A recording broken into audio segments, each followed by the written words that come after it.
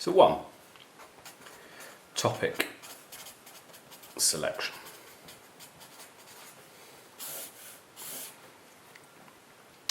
For some of you, this will be very easy. If you've got some overriding, burning interest in some topic that we've talked about in this course, then you should write your essay on it. That is, follow your interests. But for most of you, I think that's probably not going to be the case. So in what follows, we're just going to try and have a very brief rundown of ways to, if you like, generate an essay topic that's going to fulfill your interest. Okay?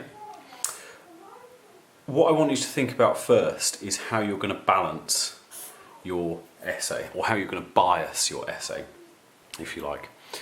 And let me give you 2 kind of opposite ends of a spectrum of possible essay topics that might be suitable. That is, we can think about at one end of a spectrum an extremely theoretical kind of essay.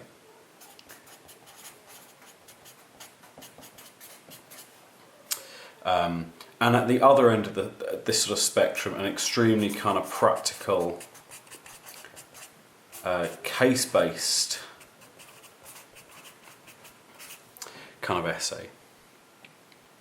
Now what we might have here is, say, a very theoretical essay would be, for example, to look at Hume very closely, the part on Hume on causation that we looked at. We talked about several kind of aspects of that, but you might go away and explore that in a very philosophical way. And in that way your essay would be primarily about conceptual analysis,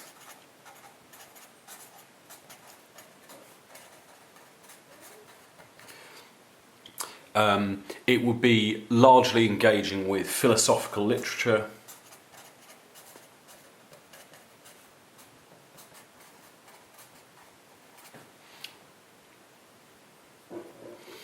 think on the other hand about a very practical essay, and you might, for example, look at something, for example, the chronic fatigue material would be a good example, where you mainly be looking for kind of practical consequences. And here you'd mainly be looking at medical literature. Now the point that I want to kind of emphasise here is that this is a spectrum.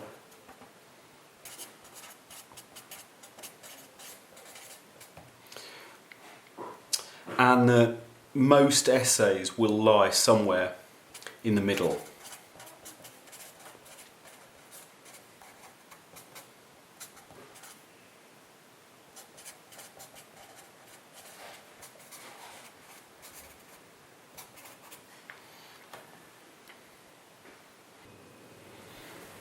So, how do you pick a topic?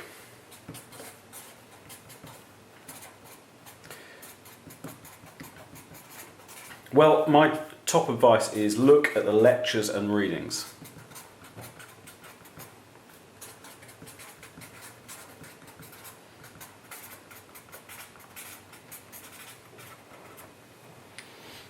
And when you're looking at the lectures and readings, what you're trying to find out is something that fits with your interests. Follow what you're interested in.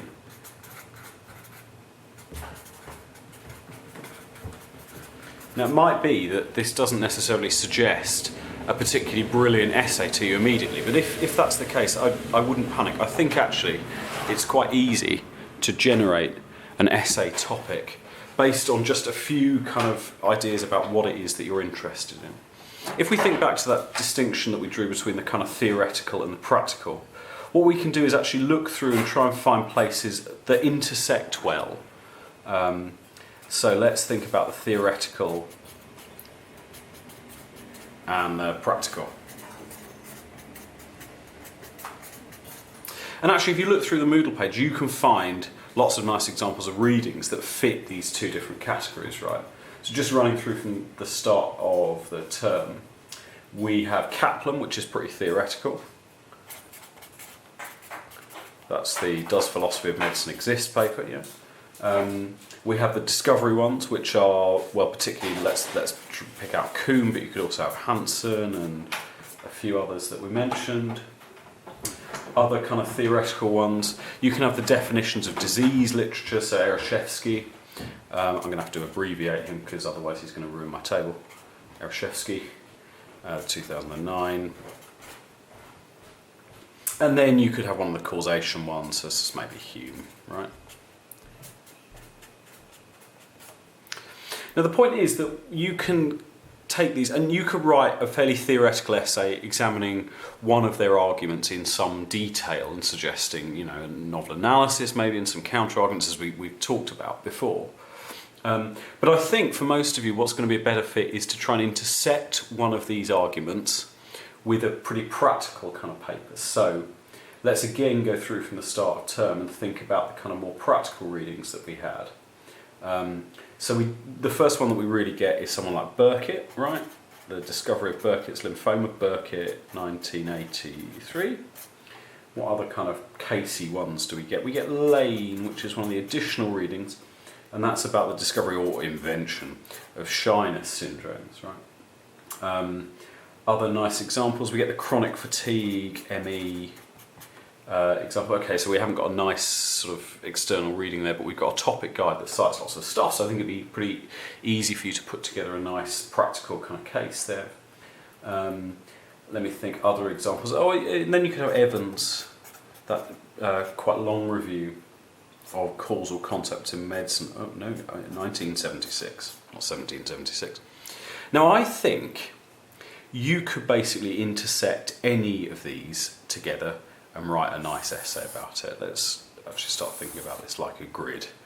Apologies to any of you that are keen on design because this is going to look a little bit horrible, but it will be quite interesting, I think, to do it. So let's think about the intersections. Now I think that you could write a good essay at the intersection of any of these that you like. There are, however, some really natural ones, right? So like a Kuhnian account of the discovery of Burkitt's lymphoma. I think that would be a really natural kind of essay topic, a safe Kuhnian account of the discovery of Burkitt's lymphoma. That would be a good kind of essay topic. You could also do something like this. You could look at the definitions of disease literature with the chronic fatigue syndrome case in mind. So definitions of disease and chronic fatigue. That would be a really natural kind of essay topic. Or you could look at the Evans causation in medicine literature with a Humean eye. So Hume and cause in medicine. Okay, sorry for the abbreviations here.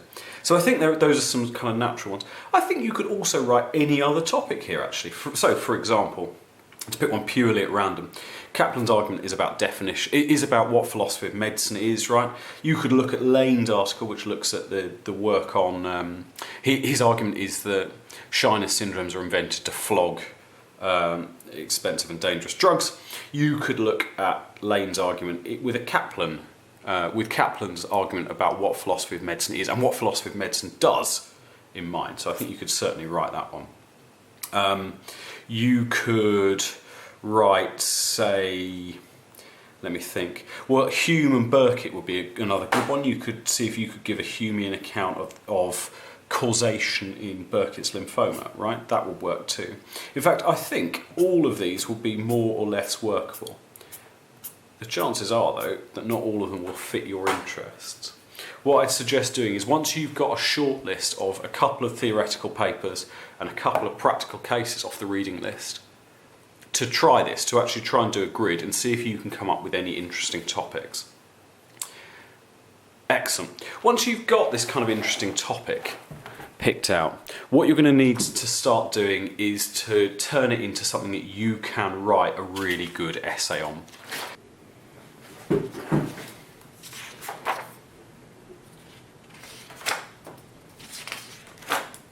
So, how do you turn this topic into an idea? Well, that's the next part of our lecture today, turning topics into ideas. let's have a think about one of the essay topics that we talked about in this grid just here.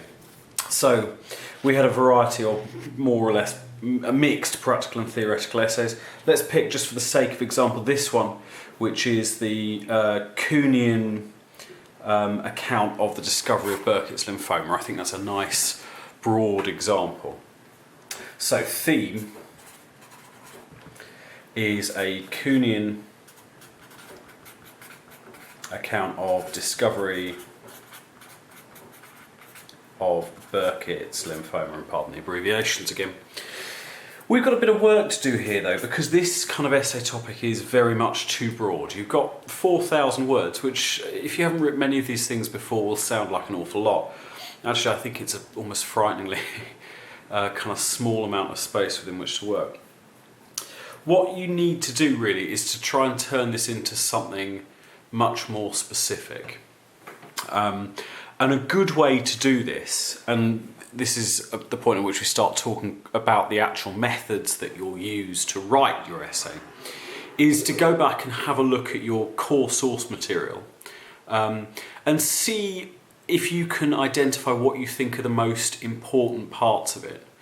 Concentrating on these most important parts is a good way to narrow down your essay topic. And actually, the single most common bit of negative feedback that I end up giving on essays is that they're too broad. When you look at the criteria for assessment, which you should do actually, and that there is a link to them on Moodle. So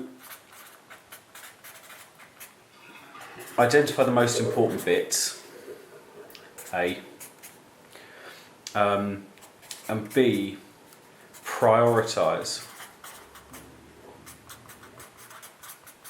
your essay. That's because what you're going to need to do, to go back to the assessment for the criteria for assessment, you're going to need to do three things, which is to describe, right? And you get credit for describing philosophical or medical or historical or whatever source material concisely and elegantly. Analyse, that is, as we've already talked about fairly extensively, to break down and come to some understanding of that source material. And then to synthesise, to stick stuff back together again. Is it with an E? Who knows? You need to do these three things in your 4,000 word essay, and actually the problem is that unless you're quite careful about how you prioritise your ideas, this one wins out. You end up writing essays that are completely descriptive. That is, an essay on this one would consist just of a description of what Burkitt says about Burkitt's lymphoma, and then a description of what Kuhn says about discovery. And that, it's perfectly possible to write 2,000 words on each of those. Without any difficulty at all, I would have thought.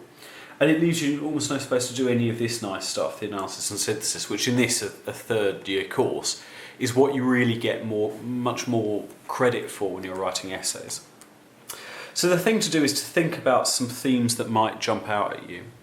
And again, these are typically things that we might have talked about in the lectures. So for Kuhn, for example, Kuhn says a lot of interesting things in the article on discovery, but you could have, if you begin with a brief kind of overview, which is that he begins by dividing these kind of simple discoveries, that is, cases where you know what you've discovered more or less as soon as you discover it, like filling in gaps on the periodic table, to unexpected discoveries, which are by far the more common in science. These discoveries where the kind of importance of the discovery is not very well understood at first, right? Unexpected discoveries. He then breaks this down into 3 steps, which is something like discovery or production and recognition of an anomaly, 2, making the anomaly behave, in your best EastEnders voice, and then 3, fitting your discovery in, and we said that we thought that was something about paradigms. this kind of account, right? Actually, I mean, for example, what you might concentrate on for this kind of essay is production and recognition of an anomaly. Right, because actually there's some really interesting stuff that goes on here with the Burkitt's lymphoma case, right? So this is a paper, I'm sure you will have read it by now, in which Burkitt talks a bit about the fairly early discovery of Burkitt's lymphoma. And there's this central puzzle, which is that Burkitt's lymphoma in the area that Burkitt was working in Uganda is very common, like most common children's cancer. It's also, if you'll pardon the kind of crude way that this is put, it's pretty spectacular. Right, huge facial tumours that progress incredibly rapidly and all the rest of it. There's therefore this kind of question, which I keep coming back to, which is why does it take so long for anyone to notice it?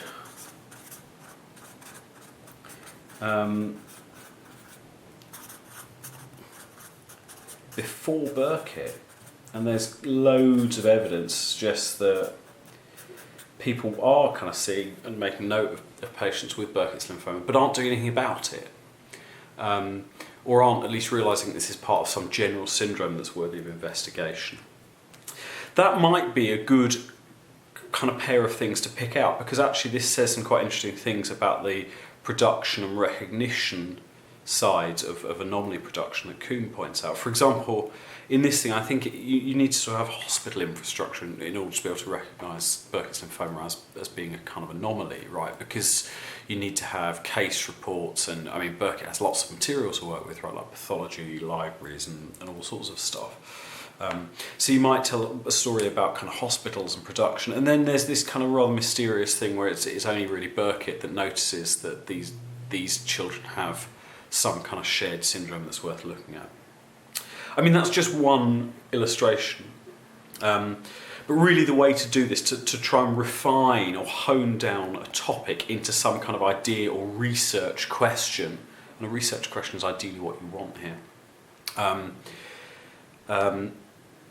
largely consists of going back to the original source material and having a good, careful read and highlight and scribble, and try to find out what you think is most interesting, and trying to think of some ways that you might try and deal with the central kind of question that you discover in your research.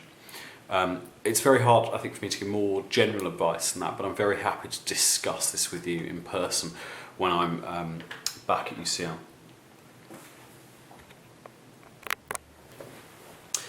So, once you've got an idea, what's next? Well, the next thing to do is to think about how you're going to plan your essay. And this is something I'd advise you to try and start doing as soon as possible. In fact, I would advise you to start doing it before you've done really very much of the research for the essay at all. In fact, as soon as you get some sort of idea like this, it's well worth thinking about how you're going to plan your essay out. So, planning. Now, the important proviso here is that there are loads of ways of planning. What I'm going to present here is something that's closely related to the Mumford method. I will stick a link to that on Moodle. But this is a style of planning essays that's really quite well adapted to use in philosophy. It's produced by the philosopher from Nottingham called Stephen Mumford. Let me give you an overview of how it kind of works, using that Burkitt's lymphoma and Thomas Kuhn essay example. Say you've got a research question, which is like this, Q, which is something like our case is, why does it take so long for anyone to recognise Burkitt's lymphoma? Okay, it's a bit of a long and kind of vague research question, but it'll do us for now. What we want to start thinking about very soon after we get that research question, like before we've done most of the research, is how we're actually going to deal with that question in an essay. And Mumford's idea really is that you produce a kind of handout that has a very skeletal plan of your essay on it very early on in the process, and you use that to guide your research. You keep kind of updating it. So for this kind of thing, I would start off by thinking about the kinds of material that I'm going to need to deal with, right? So I think we're going to have a few sections which are going to be, well, we always have an introduction, right? There's always an intro. And I suppose down here we could put a conclusion, but I'll just wait until I know how much we're going to write. And that's going to have pretty well a standard list of stuff in it, which is a bit of background to get the reader off to a good start, a bit of introduction and discussion of your research question, just to explain what you're talking about fairly specifically, research question, and then some structure. That's about it for your introduction. That structure bit is terribly important when we come to writing, by the way, and we'll come on to that in about 5 minutes' time. We've then actually got some kind of substantive sections, and this is what I'm going to try and show how I'm going to try and demonstrate to you now. We know that we're going to be talking about Burkitt and Kuhn, so we know that we're going to have a section on each of those. I don't know, I mean, there's no right or wrong kind of answer about the way that you would introduce that, right? But my impression would be, because I think this is more on the practical end than on the theoretical end, I think we're mainly going to be talking about Burkitt and the details of the Burkitt case. So it would make sense to me to do the Burkitt lymphoma case, like a little introduction here. Let's just park that there, and we'll come back to it in a second. But we know we're going to be doing some general introduction. We know that we're also going to have to do Kuhn at some point, and we're going to have to do that, a kind of very similar version of the thing that we did up here, which was the kind of introduction and overview of Kuhn's account, and then a bit more detailed stuff on anomaly recognition. 4, and I suppose maybe section 5, these essays are getting quite long now, and then we'll have some sort of conclusion.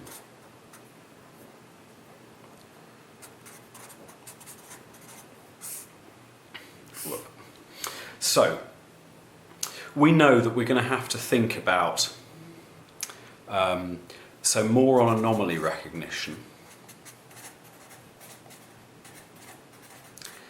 And here I think the idea would be that you would talk about anomalies with particular regard to the Burkitt lymphoma case. And then in section 5 you'd be looking to really do more analysis of that kind of work.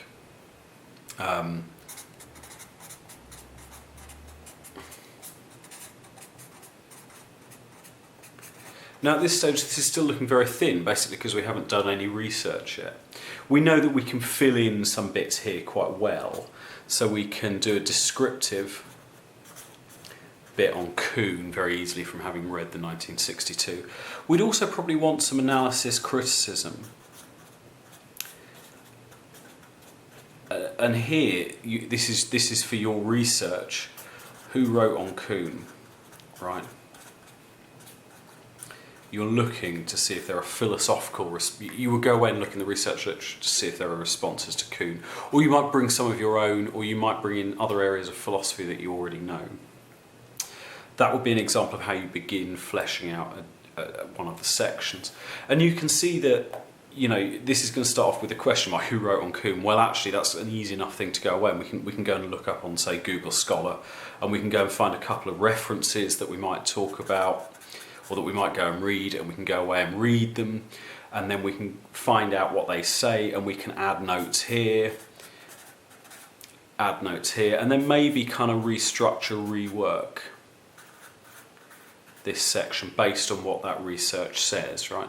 And the idea is that when you're doing research and when you're making notes and things, you're always thinking about this very schematic overall plan. And in fact, you do most of the work in this kind of hierarchical plan, right? So what we'd have is, for these kind of 4,000 word essays, I would think 3 or 4 kind of substantive sections plus introduction and conclusion. And I would go away and treat each one while you're doing research as a kind of little independent project. And the idea is that you might start trying to break down here in some hierarchy. So maybe you have 3 top level points here: moral anomalies, what Kuhn says, what everyone else says, what I think say. And then these can each have little kind of subheadings and things like that, that flesh out the kind of overarching points that you make. I hope that makes some sense to you. It's a really good way of keeping yourself on track and stopping yourself getting maybe distracted by little details, because you can see very easily as you put this together and rework it where you are and what you kind of need to do.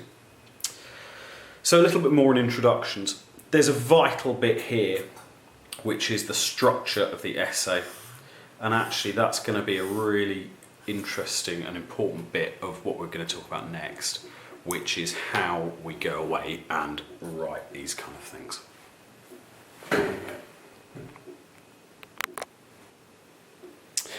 So, well, once we've got a nice plan for our essay, there's nothing left to do but actually write it. And I think this is the bit that's most intimidating if you haven't done much of this kind of long form work before.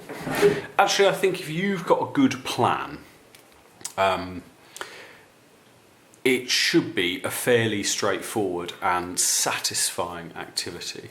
I think most of the difficulties that people have with writing comes from not having a very clear idea of what you're going to say before you sit down at something like this, a nice blank page.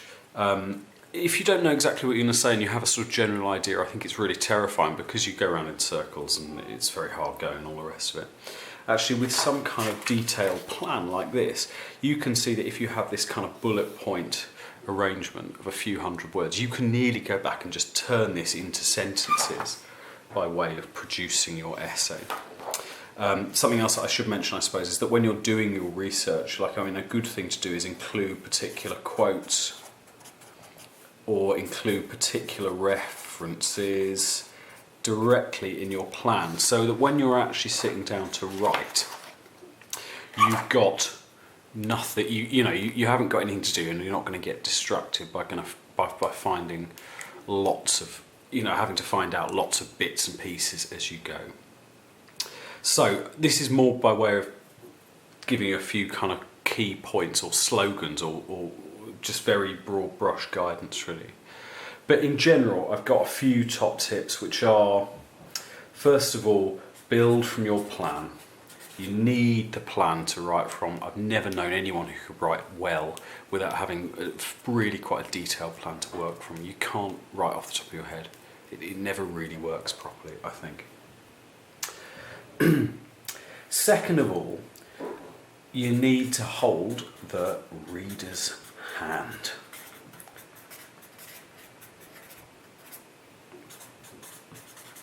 Okay, not literally, of course, that would be disgusting. What I mean is that you need to take your time and tell them things very carefully. So, nice things that you should be doing. Structural clues. Okay? This means that the end of your introduction should be a paragraph that reads, in section 2, I will introduce Burkitt's account of the discovery of Burkitt's lymphoma. In section 3, I will then introduce Kuhn's account of discovery. That sort of thing. Structural clues. Tell the reader what they're going to get and where they're going to get it. You should also tell them what you want them to think.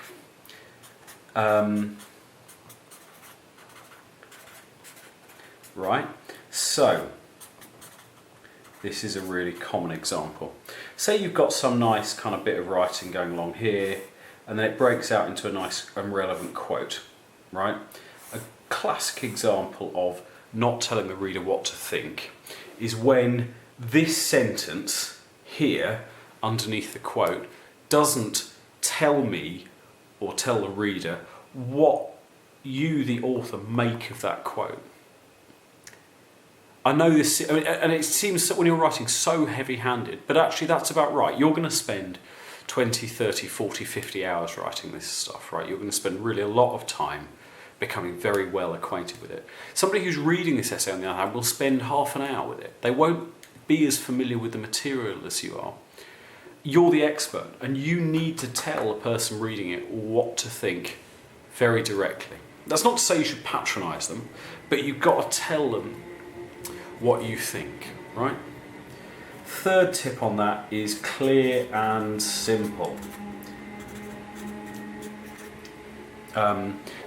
Philosophy has a bad reputation, and a lot of very bad writing is produced in the name of philosophy. Lots of convoluted stuff, very long words, impenetrable. Your aim should be to write as clearly and simply as possible. That means usually short sentences, short words if possible, and a minimum of kind of jargon and terminology. Be particularly careful of using terminology when you're not exactly precisely sure what it means. There are lots of philosophical concepts that have very slightly different meanings that are often wrongly used interchangeably. Examples include things like causation and causality, which are very, very slightly different terms. So the advice is generally to be as clear and simple as you can. There's no need to make it sound complicated to be impressive. Actually, it's much more impressive to write something that anyone can read. What else on the kind of writing front should we talk about? So plan, hold the reader's hand. I will refer you to the student handbook because there's all of the usual kind of worries about plagiarism and word limits and all the rest of it. Just make sure that you're familiar with the rules governing the kind of these kind of submissions. I would not really expect you to fall foul of them. I think it's, but do just check exactly what the conditions are. That's actually an important bit of the process. Some more substantive stuff then is develop your argument.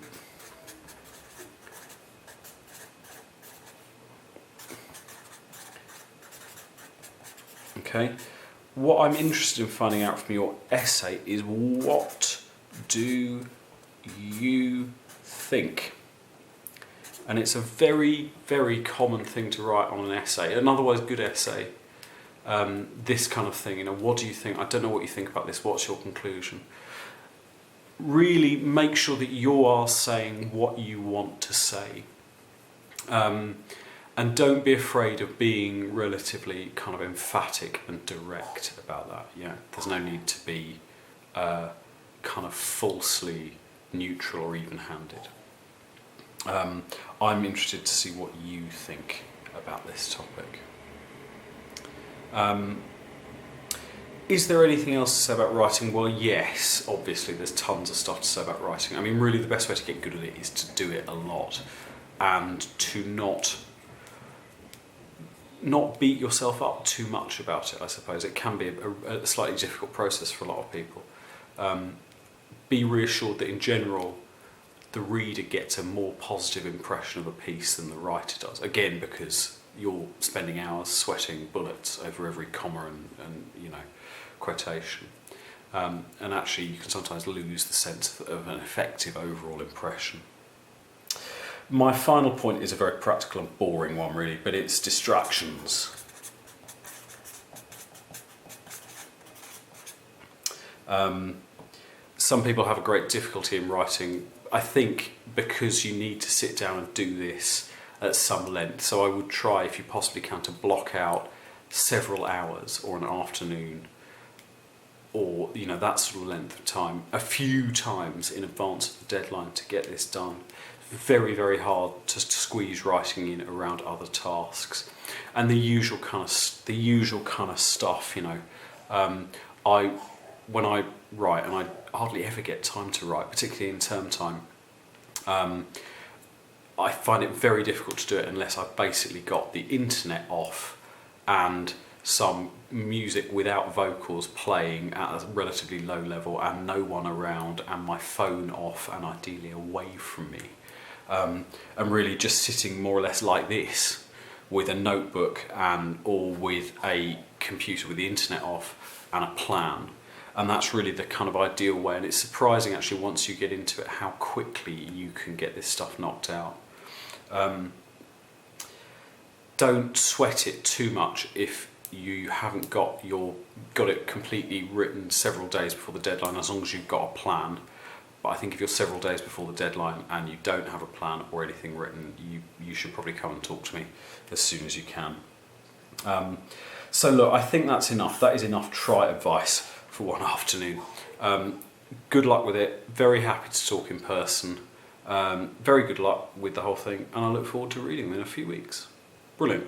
Thanks very much.